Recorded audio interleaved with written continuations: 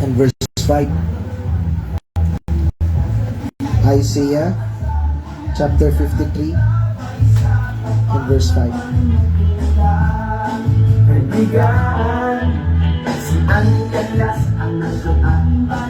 Isaiah 53 verse 5, nandiyan na po ba? Okay, sabi niya po dyan, pagpasahin natin sabay-sabay. Ready? Go! But he was wounded for our transgressions, he was bruised for our iniquities. The chastisement of our peace was upon him, and with his stripes we are healed. Manalangin muna po tayo. Panginoon, salamat po sa binigay niyo po na pagkakataon na makapagbahagi ng iyong salita. Panginoon, yung diablo, yung demonyo niya, gagawa ng paraan. Minsan sasaktuhin niya yan. Kung kailan maramdaman na namin yung ginawa niyo po para sa amin, doon po siya gagawa ng paraan para hindi namin talaga mapakinggan ang iyong salita. Katulad kahapon, Panginoon, kung kailan patungkol na sa kaligtasan, kung kailan na patungkol sa panalangin, biglang mamamatay yung mic. Meron talagang biglang distractions kasi ayaw ng diablo na maintindihan namin yung pagmamahal po ninyo sa amin. Pero Panginoon, tulungan niyo po sa oras po na ito, maparamdam po ngayon, maalala namin yung ginawa niyo po sa krus para sa amin. Sino po ba kami, Panginoon, para iligtas niyo? Tapos ang dami pa po namin kayabangan sa puso namin. Nagmamatigas pa po kami, Panginoon.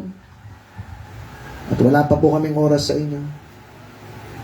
Pagpaglingkuran kayo, ang dami naming iba't ibang excuses, iba't ibang rason. Pero pagpara po sa inyo, wala po kami, Lord. Ibang bagay, ang dami naming oras. Pero pagpara sa inyo, ang dami naming mga iba't ibang sinasabi. Wala po kaming pakialam sa mga iba't ibang bagay na para sa inyo. At hindi kami nagbibigay ng oras. Panginoon, tulungan niyo po. Kagabi, Lord, bawat pinapanood ko yun, umiiyak ako. Habang ine-edit ko yung video, umiiyak ako. Sana, Panginoon, yung ngayon, yung bawat isa dito, makita nila yung ginawa niyo po sa krus para sa amin. Hindi man po kayo, ito yung literal na nangyari po sa inyo. Isa lang po itong reenactment. Pero Lord, sana sa reenactment na ito, makita po namin, mabuksan yung mata namin na dapat namin kayo paglingkuran sa aming pong buhay. Na yung puso namin na ma-pride, puso namin na tinatamad pag sa inyo, puso namin na wala kaming pakialam sa inyo. May mabuksan, Lord, yung puso at isipan namin na maintindihan talaga namin kayo at ang pagmamahal niyo sa amin. Natin dinadalahin ko sa bigilang pangalan. Gabay niyo po, Lord, sa pagtuturo ko na bahagi ito na maayos. Mapaintindi ko, Lord, wala akong kapangyarihan na palabutin yung puso ng bawat isa. Wala akong kapangyarihan, Lord, na i-revive yung mga puso ng bawat isa. Pero kayo, Panginoon, meron kayo. At tulungan niyo po kami. Makita namin ito na malinaw at wala maging aberya, Lord. At makapag-focus po kami sa lahat po na mangyayari. Natin dinadalahin ko sa bigilang pangalan, sa pangalan ni Jesus. Amen. Bago ipakita yung video, gusto ko lang po i-remind kayo, hindi si Kristo to. Wala pang nakakita kay Kristo. At naghahanap ako ng video na maiksi yung buhok ng Kristo, pero wala eh. Wala pa talaga nakagawa ng almost exact. Pero ito, medyo malapit na. Mahaba yung buhok niya, pero tandaan niyo po, si Kristo, hindi mahaba ang buhok. Okay po? At si Kristo, hindi siya napako dito. Dito po siya napako. Para alam niyo po ang lahat ha. Kasi pag dito napako si Kristo, matatanggal yung pako na yan, mabigat siya. At dun sa krus na yon may patungan ng paa, pero walang patungan ng paa yan, diretsong nakapako lang. Okay? At sana po bawat isa sa inyo, buksan niyo yung puso niyo, huwag kayong magmatigas. At intindihin niyo yung ginawa ng Diyos para maligtas ka na. At pagkatapos sana nito, uuwi tayo na meron ka ng puso ngayon na maglilingkod na sa Diyos. Okay po? Sige po, play natin yung video.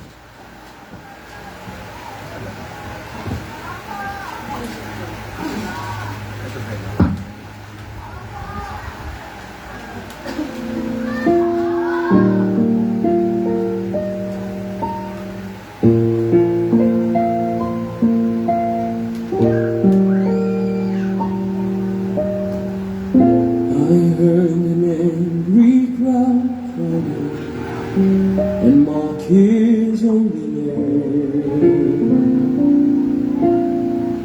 They challenged him to save himself. They ridiculed his name. But how can I condemn when I was just as much to blame? And when I least deserve His grace, that's when I heard Him say, Father, forgive them.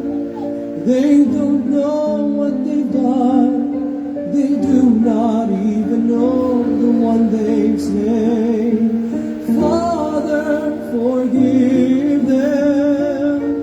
They do not understand. They do not know the man who holds their lives within his hand. Oh, Father God, forgive their sins today.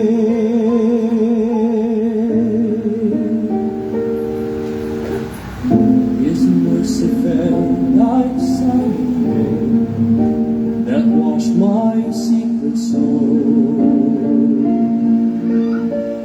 His grace embraced my brokenness until my heart was whole. For with His precious blood He paid what only He could pay,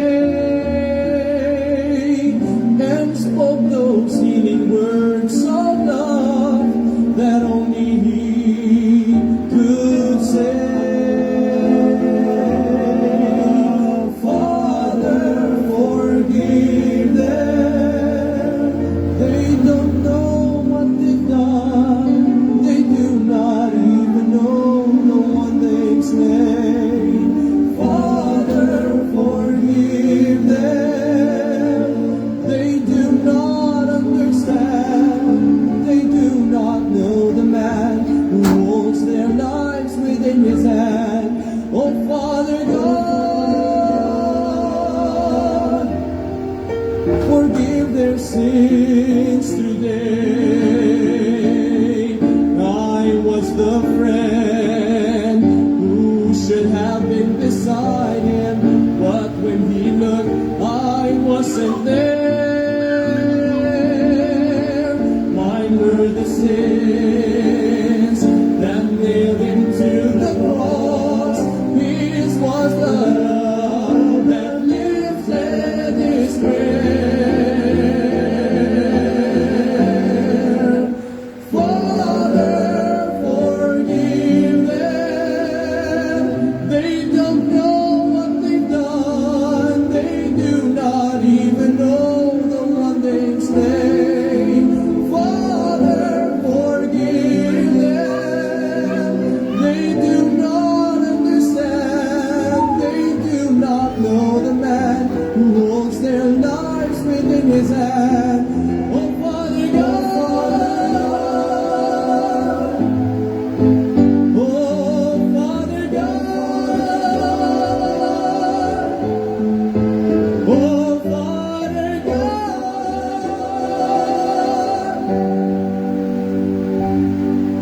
Forgive their sins today.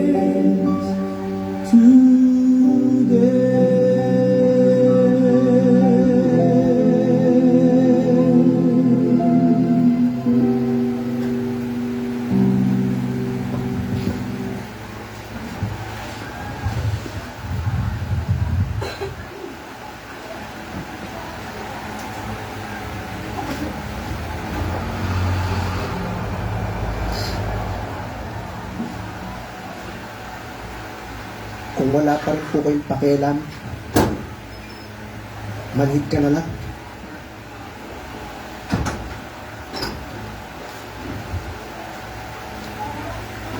Kung nagmamatigas pa po kayo, at yung pag-church, tinatamad kayo, kakaya kayo sa Panginoon. Habang pinapanood ko po yun, no? Ako yung nag-edit, ako yung alam yun, iyak sa Panginoon. Sino ba ako? Para iligtas mo? Tapos ito kung ngayon wala akong pakialam sa'yo. Naglilingkod ako. Pero pag magpupunta ako sa church, iniisip ko pa, nakakatamad.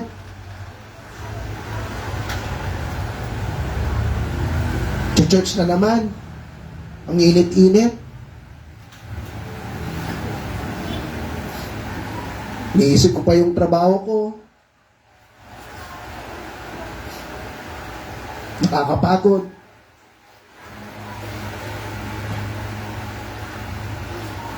Mga kapatid kong Kristiyano, kung hindi ka pa tinamaan ngayon, magsisi ka na. Nandun ka na sa puntong matigas na yung puso mo. At yung palo ng Diyos sa mga taong matigas yung puso, matindi.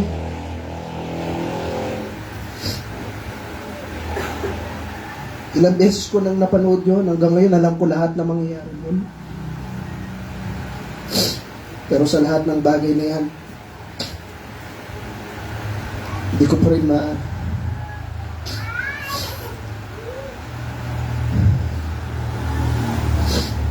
pa rin mapigilan yung lumuha. Lalong-lalo na nung binubuhat niya yung krus, tapos nadaganan pa sa krus na yan. Pinipilit niyang buhatin para iligtas ka lang. Alam niyo ba't sa kanya yung pinakamahirap kaysa dun sa dalawa na magnanakaw? Kasi ang plano ng dyablo, hindi dapat siya may tayo dun sa krus na yun. Kaya pag bubugbugin talaga siya ng matindi, ilalatiguin siya. Para habang binubuhat niya yung krus na yun, hindi siya aabot. Okay? Dapat hindi siya maitayo doon. Kasi once na hindi siya natayo doon, wala tayong kaligtasan ngayon. Pero nung ginawa na ni Kristo, pinilit niyang buhatin yun. Kaya nga, hindi na talaga niya kaya, meron pa silang hiniling eh. May isang tao na magbubuhat, kung nakita niyo, dalawa sila nagbubuhat doon. Pero pinilit niyang maglakad sa bundok para iligtas ka. Ngayon, ulitin ko mga kapwa Kristyano ngayon. Kapag wala ka pang pakialam at walang pagbabago next Sunday o sa Wednesday man lang, hindi kayo mag-a-attend as a member ng church na ito, ibig sabihin, wala talaga yung kayong pakialam sa Panginoon sa ginawa niya sa'yo.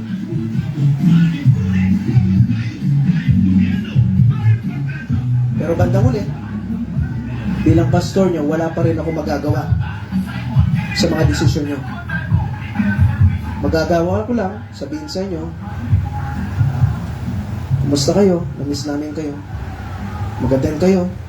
Sana bumalik kayo sa Panginoon. Maglingkod na tayo. Iwan nyo na yung mga kasalanan na yan. At yan rin yung hiling sa'yo ng Diyos. Iwan nyo yung mga kasalanan yan. Kasi ganyan yung ginawa ko sa'yo. Ngayon, kung wala ka pa rin pakialam dyan, di ko na alam sa'yo. Balang araw, magkikita ko yun ng Panginoon, umiiling siya sa'yo. Na hindi siya natutuwa sa buhay mo. Huwag nyo na pong hintayin na meron pang mangyayaring masama sa inyo para magbalik loob ka lang at makita mo na kailangan mo pala yung Diyos sa pagtitigas ng puso mo. Ngayon, pag-usapan po natin, habang nakapako si Kristo, meron siyang 7 na sinabi. Habang tinitiis niya po yun na nakapako siya sa krus, may 7 po siya sinabi. Ano yung number 1 na sinabi niya? Father, forgive them, for they know not what they do. Panginoon, patawarin niyo sila kasi hindi po nila alam ang kanilang ginagawa. Buksan po natin yan sa Luke chapter 23 and verse 34. Luke chapter 23 and verse 34. Luke chapter 23 and verse 34. Sabi niya po dito, And Jesus said, Father, forgive them, for they know not what they do. And they parted his right raiment and cast lots. Panginoon, Ama, patawarin niyo sila kasapagkat di nila kaalam ang kanilang ginagawa. Pero mo yung Panginoon nakapako sa krus. Sasabihin pa, patawarin ka? Patawarin ako? Di natin alam yung ginagawa natin, pinaglalaruan po natin siya. Kumusta po ba tayo? Minsan galit na galit po tayo no, sa mga taong nagpako sa krus. Yung mga Romanong yan, yung mga high priest na yan, na gusto nila mapako si Kristo at mamatay siya sa krus. Minsan may nagtanong sa akin, sabi niya, Pastor, yung mga nagpako kay Kristo sa krus, diretso na ba sila sa impyerno? Kasi sila yung nagpahihirap kay Kristo. Sabi ko, Brad, sabi yung ganyan. Tandaan mo, hindi man tayo nagpako kay Kristo, pero ikaw may kasalanan nun, ako may kasalanan nun, ba't siya napako? Yung dahilan na napako siya, kasi kasalanan naman natin lahat. Meron pong isang tao na mahal niya yung Diyos. At sobrang pagmamahal niya sa Diyos, lahat ginagawa niya, asing lahat, dedicated talaga siya na maglingkod. Minsan na naginip po siya, at ang panaginip niya, nakita niya si Kristo, buhat-buhat yung krus at nilalati po siya. Ang ginawa niya, kinuha niya yung sundalo, sinapak niya yung isa. Sinipa niya yung isa. At tinulungan niya si Kristo, Panginoon ko, sabi niya ganyan. Pamaya, kinuha niya pa yung isang sundalo. Kukuyubin niya sana. Hinawakan niya, kinwelyuhan niya. At pagkakwelyo niya, tinignan niya yung mukha ng sundalo. Nakita niya yung mukha niya. Nakita niya po yung mukha niya mismo. Tandaan niyo po, ang nagpapago kay Kristo, kasalanan ko. Kasalanan mo. Huwag niyo pong kakalimutan yun. Hindi porke hindi ikaw yung nagpalo sa Kanya, ay wala ka ng kasalanan, malinis ka na. Ikaw po yung may kasalanan dyan. Ako yung may kasalanan dyan. Kumusta po tayo? Ganyan po tayo kamahal ng Panginoon. Kung matigas ka ba, patigasin mo pa. Patigasin mo pa. Yung puso mo, so marirealize mo, kailangan mo rin yung Diyos. Sabi ko nga po sa inyo, kahit dumating na sa punto na kayong lahat, hindi na mag-church, minsan, alam niyo po yun, parang dating pa, parang ako pa yung nagmamakawa pag nawala ka sa church, parang, oh, Brad, sis, balik na kayo. Parang ako pa yung nagmamakawa, at yung Diyos pa yung nagmamakawa sa atin, no? Parang napakalaki mong tao na kung saan, pag di ako nag-church, kawawa kayo dyan.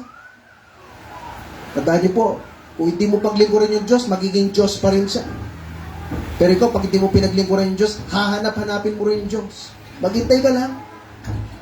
Gagawa yung Diyos na paraan na babalik at babalik ka sa Kanya. Pero kung di ka man bumalik, ikaw pa rin yung lugid siya. Naalala niyo si Pharaoh? Si Pharaoh, pinatigas niya yung puso niya. O bandang uli, kakapatigas niya, after 10 plagues, yung pinakahuling plague, mamamatay yung anak na panganay. Namatay yung anak niya panganay. Bandang uli, yung matigas na puso na yon, wala pa rin nagawa sa Panginoon. Pinalaya niya. Kung nung una, pinalaya na niya, mamamatay ba yung anak niya? Hindi. Ano po? Kumusta tayo sa ating Panginoon? Mahal ka niya. Di naman niya gagawin niya kung di ka niya mahal. Pero dahil sobrang pagmamahal niya sa'yo, binigay niya yung buhay niya para lang maligtas ka. Then ito tayo, ang dami pa natin iba't ibang excuse. May trabaho ako, may school ako, busy ako. Pero kung totoong mahal niyo yung Panginoon, at naiintindihan mo talaga yung ginawa niya para sa'yo, para hindi ka lang mapunta ng impyerno, yan yung magiging realization mo, Lord, paglilingkuran na kita. Ganda po nang napakinggan namin sa men's conference, no? Sila, mga tatay po natin dito, no? Tsaka si Alex Cian, no? Alam mo yun, meron tayong pagkakataon na maglingkod na ngayon. At ano pa ba yung pagmamalaki natin sa Panginoon? Number 2, today thou shalt be with me in paradise. Sabi ng Luke 23 and verse 43. Si Kristo, sinabi niya doon sa katabi niyang magnanakaw. Dito natin kinuha yung paraan para maligtas. Ito yung prinsipyo na kinuha natin. Yung magnanakaw, sabi nung isa, yung tatlo silang nakapako, di ba po? Sabi nung isa, kung ikaw nga yung Diyos, bumaba ka dyan, sama mo kami. Anong sabi nung isa? Huwag ka nga ganyan, tayo makasalanan. So, inaamin niya na meron siyang kasalanan. Sabi niya, tayo karapat dapat nakapako dito, magnanakaw sila. So, pinagsisisihan niya yung kasalanan niya. At sabi niya sa Panginoon, Panginoon, huwag niyo akong kakalimutan pagdating niyo sa inyong kaharian. Ano sagot sa kanya ni Kristo? Verse 43. Verily I say unto thee, today thou shalt be with me in paradise. Sa oras na ito, dadaling kita sa paraiso. So ito yung paraan para makapunta ng langit, wala nang iba. This Holy Week, no, maraming nagpenitensya para mabawas daw yung kasalanan nila. Pero hindi yan yung magbabawas ng kasalanan mo. Dinadagdagan mo pa. Kasi kinokopya mo yung ginawa ng Diyos, parang sinasabi mo, Lord, ito, hindi mo kaya, kaya ko din, ganyan lang ginawa ko, kaya ko din. Lord, kaya ko din, nagpapako ka, kaya ko din magpapako. Ganyan yung sinasabi nila. Akala lang nila nakakabawas ng kasalanan, pero hindi, nakakadagdag. Ngayon po, ang tanong, ligtas ka na ba? Langit ka na ba? Tatlong simpleng paraan lang, sabi ng Biblia. Aminin mo na meron kang kasalanan. Lord, sorry po sa kasalanan ko. At Lord, dalhin niyo ako sa langit balangan. At sabi ng Biblia, langit ka balangan. Amen po. Number 3, woman, behold your son, behold your mother. Sabi ng John chapter 19, in verse 26. So, look John chapter 19 and verse 26.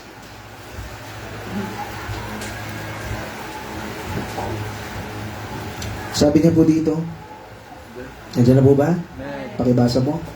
When Jesus therefore saw his mother and his disciples standing by, whom he loved, he said, Woman, behold thy son. Then said, Verse 27. Then he said to his disciple, Behold thy mother. And therefore the power disciple took her and raised over. So, ano sinasabi dito? Yung woman na to si Mary. Yung mismong physical na mother ni Jesus Christ. Sabi niya, woman, behold thy son. Sinasabi niya, eto ako, mamamatay na ako. Ayan o si John, siya yung tratuhin mong anak mo. Yung John na kasama po na disciple ni Jesus Christ. At sinabi ni Jesus Christ doon kay John, yung disciple na sinabi dito po, si John po yan, na kung saan, ayan na yung nanay mo. Kumbaga, tratuhin mo siya as a nanay mo na. Kasi mawawala na ako. At please, tanggalin mo siya dito. Alam niyo bakit? Kayo mga nanay, papanoorin mo yung mismong anak mo. Bubugbugin. Lalatiguin. Ipapako sa krus. Kaya mo. Madapuan nga lang yan ng lamok, di mo kaya. Naghihingalo nga yan sa hospital, di mo kaya. Lord, kung saan lang yung sakit niya, lipan mo sa akin. O ikaw bilang nanay, kaya mo bang panoorin yung anak mo? Habang si Jesus Christ, buhat-buhat niya yung krus na yun. Si Mary sumasaba. Kita niya yung anak niya, yung anak mo. Naalala ko po noon si Kiki, nagkaroon siya ng sakit. Sabi ko, kalalaki ko tao, hindi ako iyak. Pero ganun po pala yun. Kahit tatay pala, pwede pala mo yan. Makita mo yung anak mo. Nagkasakit po siya noon. Mataas yung lagnat niya. Yung nurse, in-injection siya, kukunin siya ng dugo. Maliit pa lang siya, 1 year old. Punta kami ng Santa Ana, kinukuha yung dugo, hindi makuha. Tinusok siya ng umiiyak siya. Baby pa lang siya. Pagkatusok na ganun, hindi nakuha, nilabas, tinusok ulit. Nilabas, tinusok ulit. Nilabas, tinusok ulit. Nilabas, tinusok ulit. 5 beses. Kayo kaya niyo? Di makuha, sabi niya, maliit yung ugat. Di pa natin doon sa kabila. Tinusok, nilabas, tinusok, nilabas, tinusok, nilabas. 5 beses din. 10 beses siyang in-injection, yung bata iyak nang iyak. Sabi niya, hindi namin makuha sa paanan lang. Ay! Kung hindi ako pastor, sinapak ko yung nurse na yun. Totoo yun. Tama na po, sabi namin. Umalis kami. Ito ko ngayon, dahil kaming 3 lang eh. Kailangan namin mag-grocery. Ako si Kiki umiyak. Sinisipon, alam mo yun, umiyak. Tutuloy yung sipon. Bata pa siya nun, kinukuha niya yung drugs.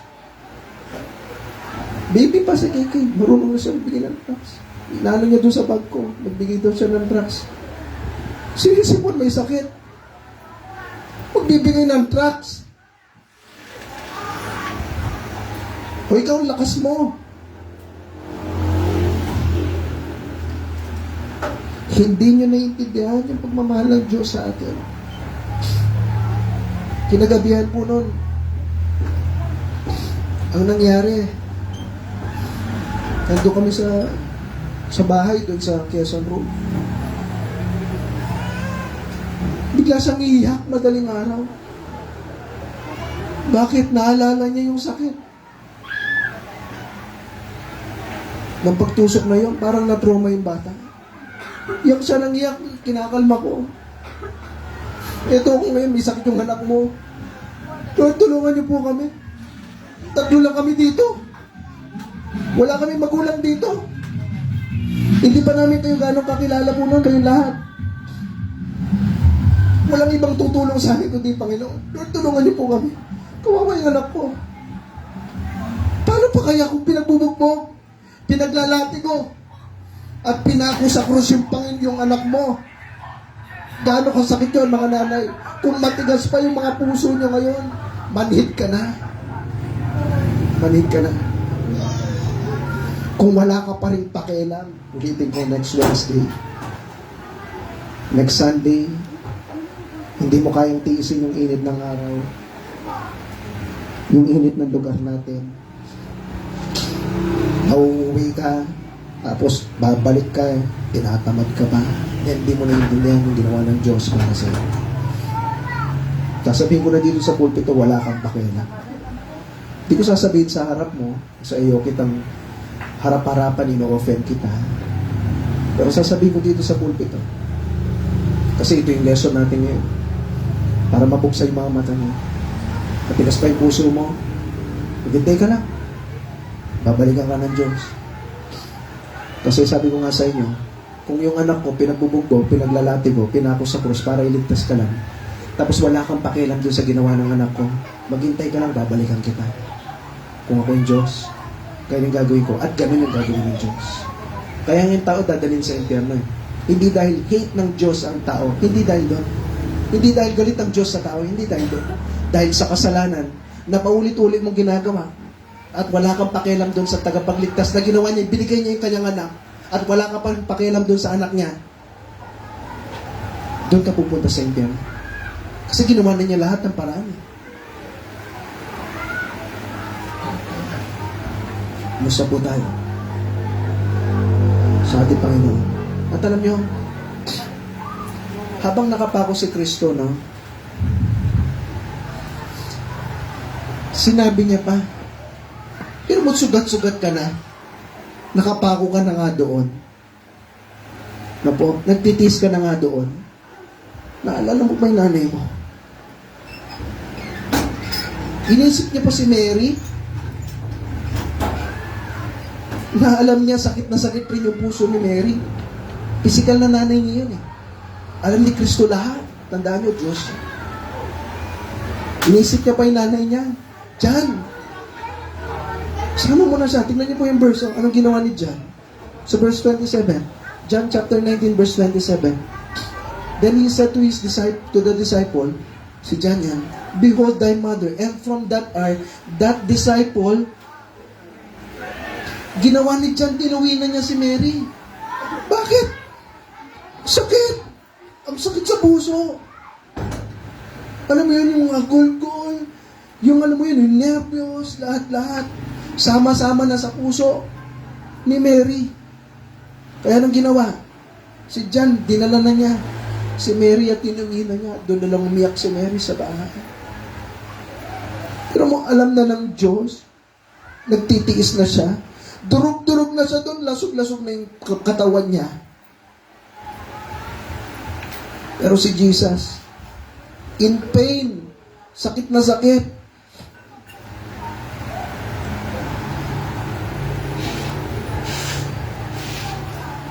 pero iniisip niya pa rin yung pakiramdam ng ibang tao kaysa sa kanya.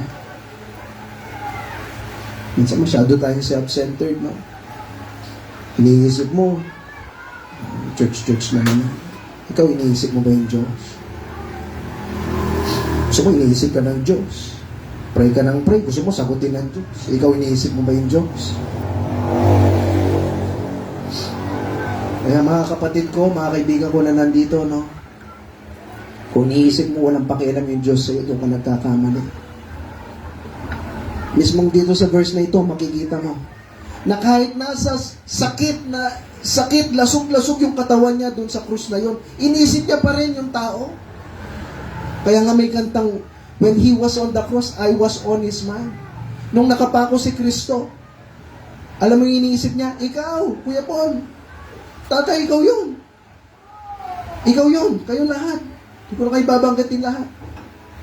Habang nakapako si Kristo, sabi niya si Pastor Kenneth, soon, mapupunta sa impyerno. Tayong lahat iniisip niya. Para ka lang makapunta ng langit. Yan yung nag-trigger sa kanya na kahit sakit na siya, binuhat niya yung krus, pinursigin niya kasi ayaw niya yung tao na mapunta sa impyerno. Ayaw ka niya mapunta sa impyerno kasi mahal ka niya. O ikaw, mahal mo siya. At wala kang pakialam sa kanya. Bakit ang dami-dami pa nating mga iba't ibang rason? Pastor, ganito kasi. Pastor, ganun kasi. Pastor, tinatamad kasi ako. Dami nating iba't ibang rason. May trabaho kasi ako, may school ako. Ito. At number 4, malapit na po tayo. Sabi na po dito. Matthew chapter 27 and verse 46. Matthew chapter 27 and verse 46.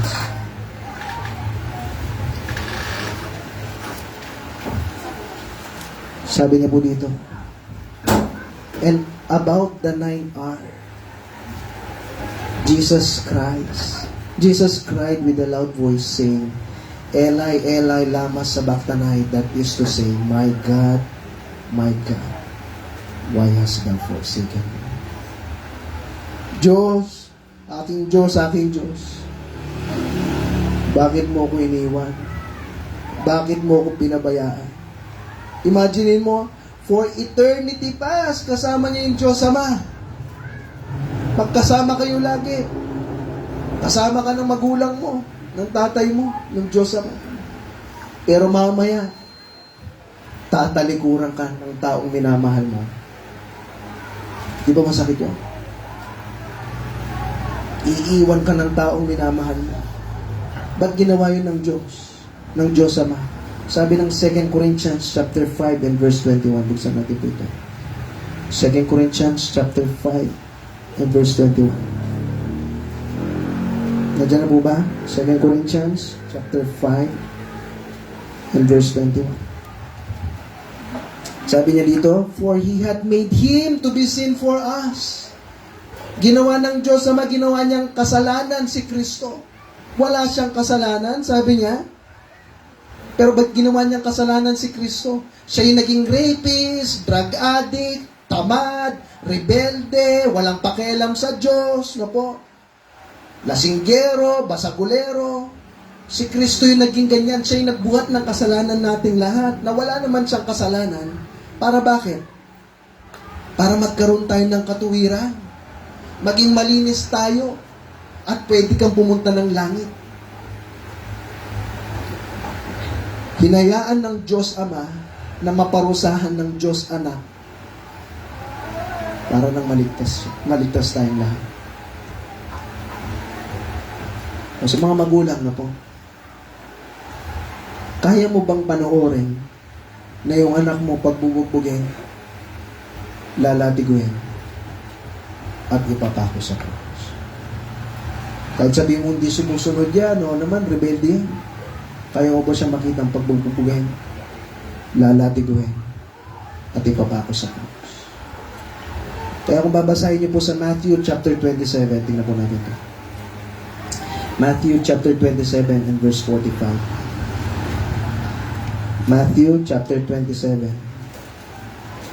and verse 45. Sabi niya, now from the 6th hour, ibig sabihin 9 o'clock po yan ng umaga.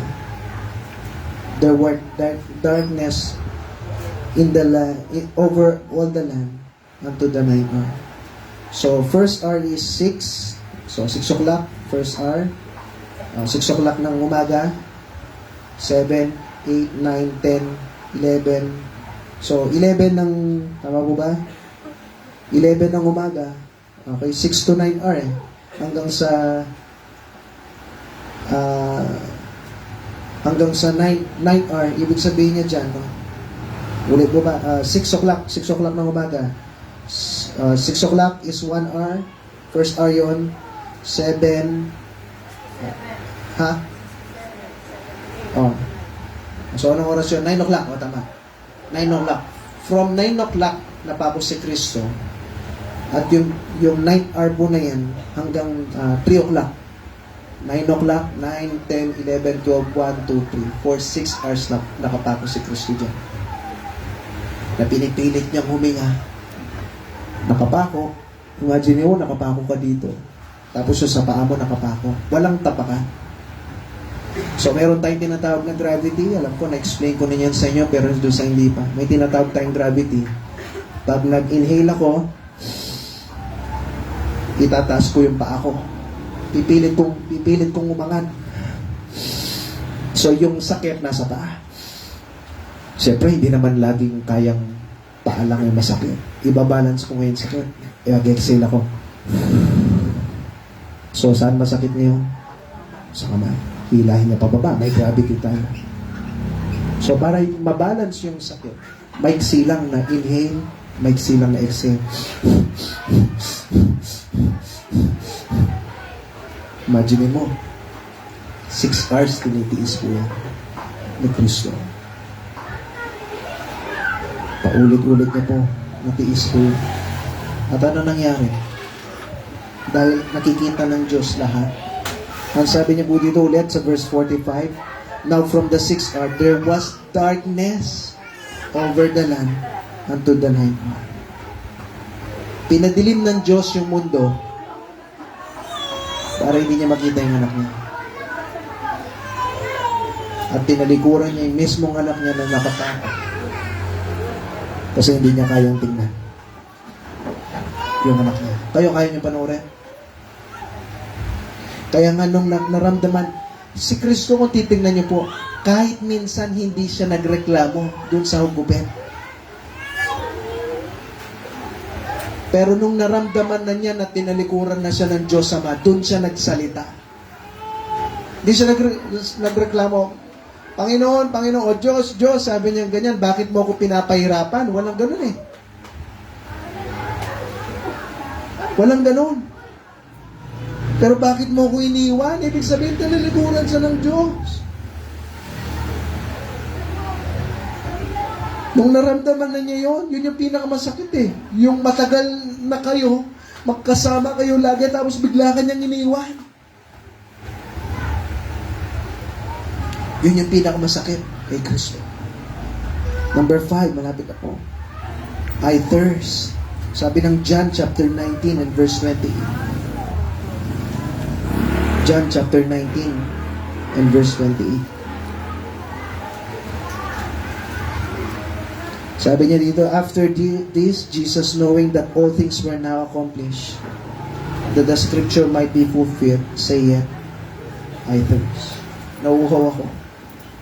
Tandaan niyo po, ba't sinabi niyo yun? Ba't kasama sa 7 last saying to? Kasi tinapakita dito na si Kristo, 100% na tao din. 100% siyang Diyos, pero 100% rin siyang tao. Hindi niya dinaya yung pagkapako niya. Na kung saan kunwari, natatanggal yung mga balat niya, pero hindi naman niya talaga nararamdaman. Mandurugas yung Diyos natin kung gano'n. Lahat po ng yon naramdaman niya. Hindi ito parang magic lang, na kunwari tinitiis niya, pero dahil Diyos siya, kaya hindi talaga niya naramdaman yun. Ba't naramdaman niya yung pag-uhaw? Kung hindi niya rin nararamdaman. Ba't niya sinasabi na uhaw ako? No po. Kaya kung may nagsabi sa inyo, hindi naman talaga naramdaman. Hindi po totoo yun. No po, hindi po magic yan. Number 6. John chapter 19 and verse 30. Sabi niya po dito, when Jesus therefore had received the vinegar, He said, ano po nakasulat? It is finished. Ibig sabihin ng it is finished sa Tagalog, tapos na. Ibig sabihin ng tapos na, wala nang gagawin. Tama po? Tapos na nga eh. Kaya kung kinokopya mo yung Panginoon, naglalatigo ka dyan, no po, nagpapalaspas ka dyan, nagbubuhat ka ng krus, nagpapatako ka sa krus, kinokopya mo yung Panginoon, hindi ka naniniwala dito na sinabi ng Diyos, tapos na, tapos sinulit mo pa.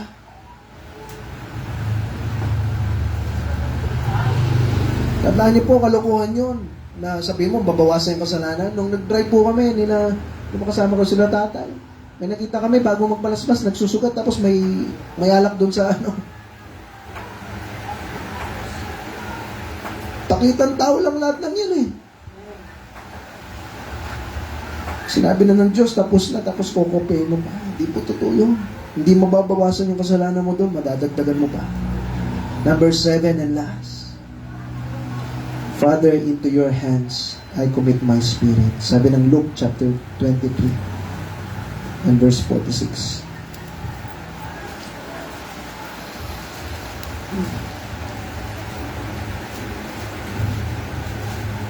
When Jesus had cried with a loud voice, He said, Father, into thy hands I commend my spirit.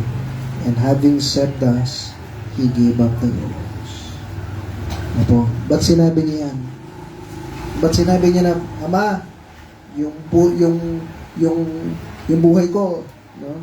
Sa'yo na, binibigay ko na sa'yo. Ito. Pinapakita dito po ni Kristo na kung saan voluntary, no? Ibibigay ko yung buhay ko sa iyo, Panginoon. Susundin ko, ito na po, tinutupad ko na yung plano nyo na kailangan kong mamatay para sa lahat ng tao. May mga tao nagsasabi si Jesus daw nag-commit ng suicide, hindi po siya nagpakamatay. Namatay siya para sa atin. Ulitin ko hindi siya nagpakamatay para sa iyo.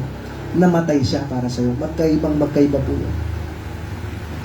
Ibinigay niya yung buhay niya para sa atin. Tinitiis niya po lahat ng yun. Pero mo nagdilim yung mundo. Habang nagdidilim, ito yung 7 sinabi niya. At pagkatapos niya sinabi, Panginoon, madilim na lahat. Panginoon, bigay ko na yung buhay ko sa inyo. Okay. Pagkatapos nun, namatay na siya. At nawala na yung kadiliman. May mga nagsasabi, nagkaroon daw ng solar eclipse noon lahat-lahat. Tandaan niyo po, miracle ang nangyari po noon, hindi solar eclipse. Sa tingin ko, hindi siya solar eclipse. Kasi yung mga tao, inaabangan po nila eh. Merong mga Sabbath day silang inaabangan at special Sabbath. Merong silang inaabangan doon na yung about sa buwan. Meron silang ganun eh. Kung alam nila na magso-solar eclipse po nun, matatalino yung mga tao nun, hindi nila gagawin na ipapako si Kristo. Pero dahil hindi siya natural phenomenon o hindi natural lang nangyari, kaya nga lahat ng tao nun, naramdaman nilang lahat nun, na itong pinako nila, ito talaga yung anak ng Diyos. Kaya nga kahit mismo yung isa sa sundalo doon, kung alamin niyo yung kwento, no, sabi niya sa sarili niya, ito talaga yung anak ng Diyos. So, hindi sa solar eclipse yun. So, imagine niyo po, no? Yung Panginoon, sinabi niya lahat yan, ginawa niyang lahat yan. At sabi niya sa 2 Peter chapter 3 and verse 9. Ito na yung last verse, tapos magtatapos na po tayo. 2 Peter chapter 3 and verse 9. Sabi niya, the Lord is not slack concerning His promise, as some men count slackness. Yung Panginoon, hindi siya nagkukulang sa mga pangako niya, hindi katulad ng mga pangako ng tao, no? But is long-suffering to usward. Mahaba yung pagpapasensya niya. Not willing that any should perish, but that all should come to repentance. Ayaw ng Diyos na kahit isa may mapahamak sa impyerno. Kung hindi lahat magsisi. Biro mo yung Diyos na gumawa ng mundong ito, nag-sacrifice para sa'yo kasi mahal ka niya. Sino ka ba? Ano mapagmamalaki nyo? Ano mapagmamalaki ko? Pero yung Diyos, minahal ka niya. Yung napanood yung video, ginawa niya lahat para sa kanya. Actually, hindi pa nga yan. Sabi ng Biblia, hindi mo talaga siya makikilala. Meron pa nga napakita, merong scientist, merong mga doktor na nag-isip ano talaga yung itsura ng Panginoon natin na napako. Hindi mo talaga mamumukha, may mga nakalabas na ribs dyan. Imagine mo yun.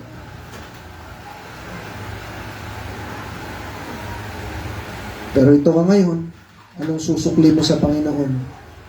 Sabihin mo, wala akong time sa Diyos. Busy kasi ako sa school, sa trabaho, sa iba't ibang bagay. Sunday na nga lang, hindi mo mabibigay ng buong buo. Sa Diyos, Wednesday na nga lang, hindi mo matagal na po. Wala man 2 oras. Pero pag nagkikwento ako, yung dami-dami yung oras. Wala kang pakialam, no? Nakakaya ka. Nakakaya ko sa Panginoon. Kaya yun po yan, habang ginagawa ko yun, naayos ko sa computer, tumigil ako. Umiyak ako, Panginoon, sabi ko. Nakakaya ako. Nakakaya ako sa inyo. Wala akong bakina. Nung Thursday and Friday na po nag-attend po kami, mga men. Sa men's conference, doon ka rin pastor po po. At naniniwala ko na-revive si tatay na po, at saka si Kuya Paul, si Alex, si CM, si Brother Gemma. Pero sana hindi lang kami, pati yung bawat isa dito. Ngayong napakinggan mo na yung preaching, ngayon napakinggan mo na yung ginawa sa iyo ng Panginoon, pag wala ka pa rin gagawin po, ulitin ko wala ka pa rin gagawin sa Panginoon, wala pa rin pagbabago, check mo yung sarili mo, tumitigas na yung puso mo. Pag wala pa rin sa inyo po yung aayusin niyo yung buhay niyo, pagkatapos mo napanood dyan, then pinapatigas niyo yung puso niyo. Naniniwala ako, wala sa atin dito yung ganong kakabisi. Wala sa atin dito yung wala kang ganong lakas na kung saan hindi ka pwedeng sumama na makapaglingkod sa Panginoon. Wala sa atin dito. Kaya pasuko ko nga, merong putol doon yung kamay tsaka paa. Pero naglilingkod. Ikaw pa kaya na kompleto? Mga kaibigan ko naman, mga kapatid ko, huwag mo nang patigasin yung puso. Naniniwala ko pag sinabi ko po sa inyo na di Sabado mag-outreach tayo at lahat ng sumama sa outreach bibigyan ko ng tag-1,000. Sasama kayo. Sasama kayo.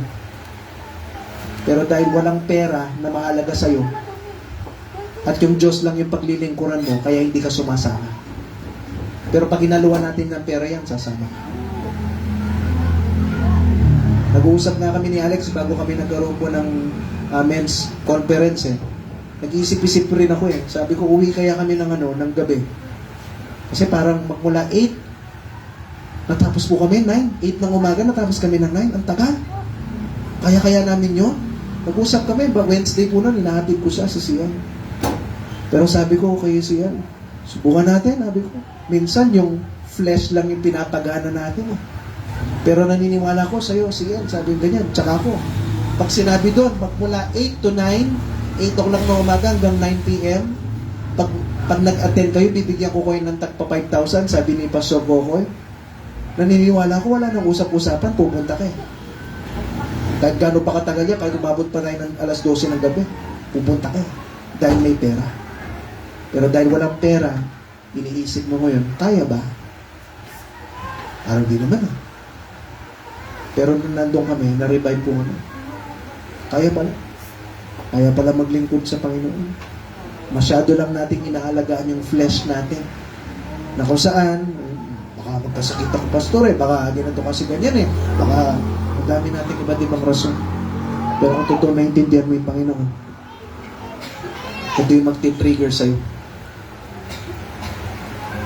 Na next Sunday at Wednesday, nandiyan ka na. Maglilingkod ka na ng totoo. Ngayon, kung wala ka, that means wala kang pakialam. Pastor, napakasakit mo magsalita. Magalit na kayo sa akin. Magtanim na kayo ng sama ng loob sa akin. Pero ituturo ko yung totoo. Yung sinasabi ng Biblia. Tayo po tayo lahat.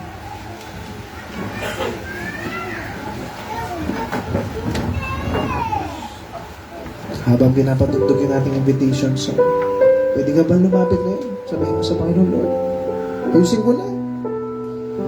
Paglingkuran na kita ng totoo. Dami nga nang ginawa sa akin, dami ko pang reklamo. Yung mga naglilingkod sa Panginoon, minsan sabi mo, wala sa puso ko, Pastor. Kaya hindi ako sumasama ng choir. Wala sa puso ko yung choir. Puro pa kayo gano'n. Hindi naman naiintindihan yung pagmamahal ng Diyos sa inyo. Nakakaya tayo. Dami nating iba't ibang iniisip, nire-reklamo sa Panginoon. Kaya magmatigas ka. Yung Diyos na lang yung bahala sa iyo. Wala kang pakialam sa Diyos. Ikaw bahala.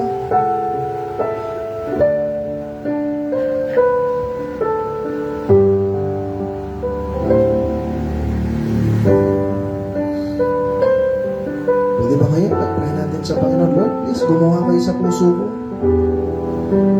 Paglikuran na kita. Sana may na-realize po kayo ngayon. Kung wala pa, hingi mo yan ang tawad sa Diyos, kapatid. Soon, mawawala ka. Baka akala mo, yung Diyos na yan, hindi natutuwa siya sa'yo sa pinagagawa mo sa buhay mo.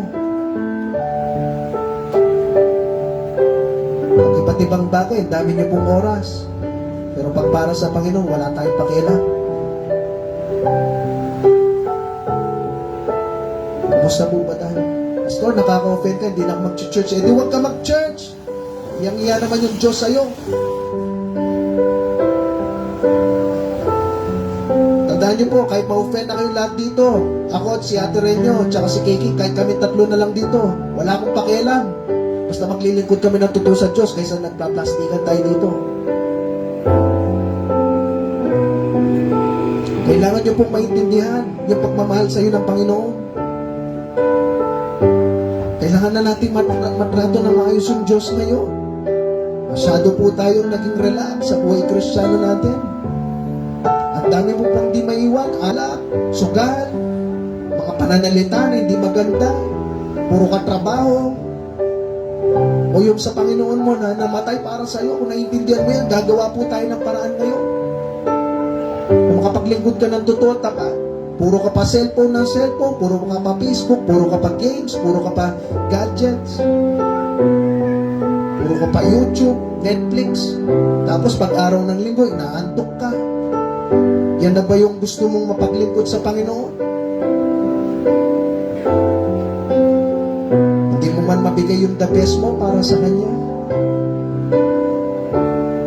Kumusta po tayo sa buhay Kristiyano natin?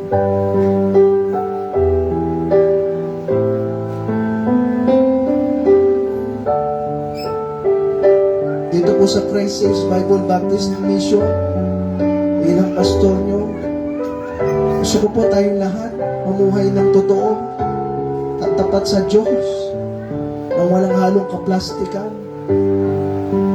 na maging totoo tayo.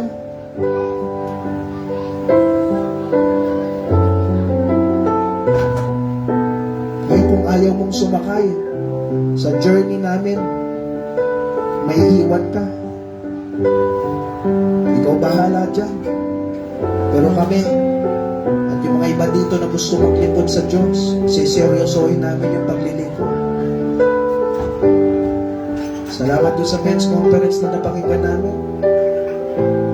Sana ito na yung maging daan para yung mga men namin, men natin, no? Si Tatay, si Kuya Paul, si Alex, si Ian, Brother Jet, yung mga member dito, si Carlo, magkaroon na ng direksyon. At kung ikaw hindi ka pa member ng Christ Series Bible Baptist Missionary, nagpapapigil sa iyo para hindi ka magpapaptize at maglingkod ng totoo sa Diyos. Kaya kung may pumipigil, pray mo yan sa Panginoon na siya yung gumawa at ipakita mo yung puso nyo sa Panginoon. Na Lord, ito ako, gusto ko na ayusin na yung buhay ko. O hindi pa ako member dahil may pumipigil na sitwasyon. Pero susuportahan ko kung ano man ministry dito sa church. Susuportahan ko, mag-a-attend ako.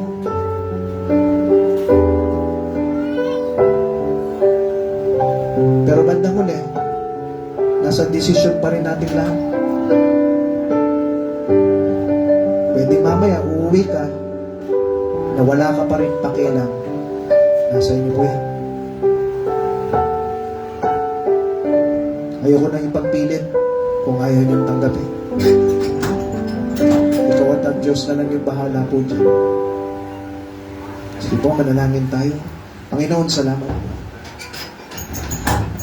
Salamat dahil lahat ginawa niyo po para sa amin. Sino po ba kami, Panginoon, para iligtas niyo? Dapat yun yung maintindihan namin. Kaya dapat, dahil na-realize namin yun, ito yung mag-trigger sa amin, mag-ignite ng mga puso namin na, Lord, eto ako, niligtas mo, wala nang kwenta yung buhay ko ngayon, kung hindi nyo lang niligtas, dapat nasa impyerno ko. Kaya Panginoon, kahit mahirapan pa ako, kahit mainitan pa ako, kahit magkasakit pa ako, sa iyo na itong buhay ko. At gusto ko na maglingkod ng totoo sa inyo. Kung yung iba, tamad, yung iba walang pakialam sa inyo, sila yon. Pero Panginoon, ako at ang pamilya ko maglilingkod sa inyo. Sana Lord, meron po dito na magkaroon na ng bagong direksyon yung buhay nila na makapaglingkod po sa inyo. Please, kung na po kumilos, gumawa sa lahat ng bagay nito. Mapurihan po kayo. Tulungan niyo po, Lord, kung sino man yung mga nangako po sa inyo sa araw po na ito. Hindi lang po maging pangako ito, kundi ito pa rin niyo po. Nagagawin nila yung the best para po sa inyo. Salamat po, Panginoon. Salamat dahil niligtas niyo kami.